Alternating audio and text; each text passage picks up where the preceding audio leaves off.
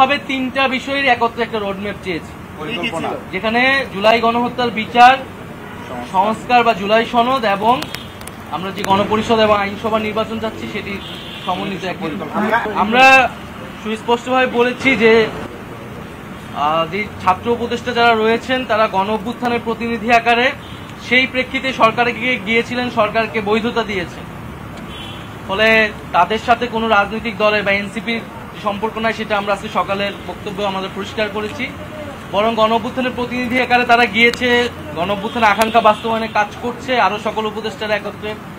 সেখানে তাদেরকে হেয় করা, তাদেরকে অপমান করা, সে বিষয়ে আমরা নিন্দা জানিয়েছি। আমাদের সাথে তাদেরকে জড়িয়ে ট্যাগ দিয়ে তাদেরকে পদত্যাগ করতে বলা, আলোচনার মাধ্যমে সকল পক্ষের সকল সমস্যার সমাধান করেন।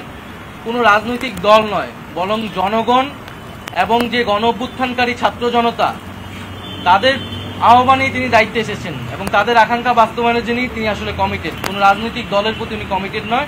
এই বিষয়টা যাতে উনি বিবেচনা করেন যে কোনো সিদ্ধান্তের ক্ষেত্রে। বর্তমান যে পরিস্থিতি, সেই পরিস্থিতি নিয়ে আলোচনা করতে উনি কাজ করতে পারছেন না বা সে বিষয়ে উনি